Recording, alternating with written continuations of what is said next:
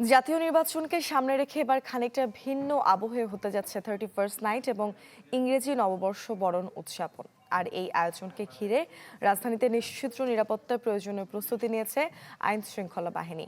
পাশাপাশি 31st নাইটে মাদকের ছড়াছড়ি প্রতিরোধে ব্যবস্থা নেবে মাদকদ্রব্য নিয়ন্ত্রণ অধিদপ্তর।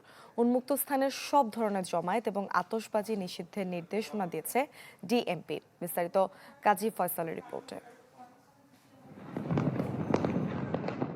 নতুন বছরকে বরণে এখন প্রস্তুত ঢাকাবাসী। 31শে ডিসেম্বর সন্ধ্যা থেকেই তাই রাজধানীকে নিরাপত্তার চাদরে ঢেকে ফেলার পরিকল্পনা আইন শৃঙ্খলা রক্ষাকারী বাহিনীর। গেল বছরগুলোতে আতশবাজি ও ফানুস ওড়ানো থেকে ঘটে যাওয়া নানা দুর্ঘটনার কথা মাথায় রেখেই এবারও কঠোর প্রশাসন। বেশ কিছু নির্দেশনা থাকবে। ডিএমপি বলছে এবার ইংরেজি নববর্ষ বরণ ও 31st নাইটের আয়োজনে থাকছে বেশ কিছু বিধিনিষেধ।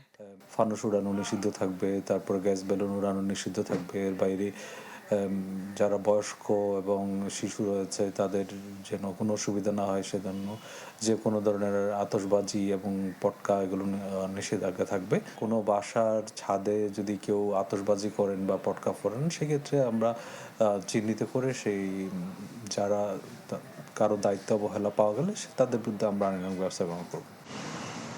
বিদেশি ও অনুমোদিত নাগরিকদের জন্য 31st নাইটে 5 স্টার হোটেলের বার ছাড়া বাকিগুলো রাত 11টার মধ্যে বন্ধ করার নির্দেশনা দেওয়া হয়েছে। মাদকের অপব্যবহার রোধে রাজধানীর বিভিন্ন পয়েন্টে থাকবে গোয়েন্দা সংস্থার সদস্যরা। পাশাপাশি আকাশপথে ড্রোনের মাধ্যমে চলবে সার্বক্ষণিক নজরদারি। আশা করি এবারেও মাদকদ্রব্য নিয়ন্ত্রণ অধিদপ্তরের মহাপরিচালক বলছেন, যেখানে সেখানে মাদক বিক্রি বন্ধে তৎপর তারা। বিভিন্ন বারে আমাদের নজরদারি থাকবে।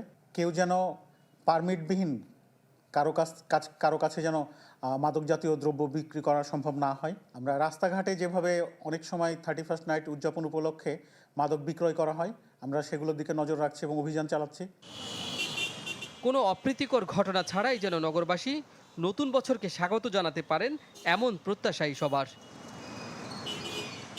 কাজী ফয়সাল, চ্যানেল 24, ঢাকা।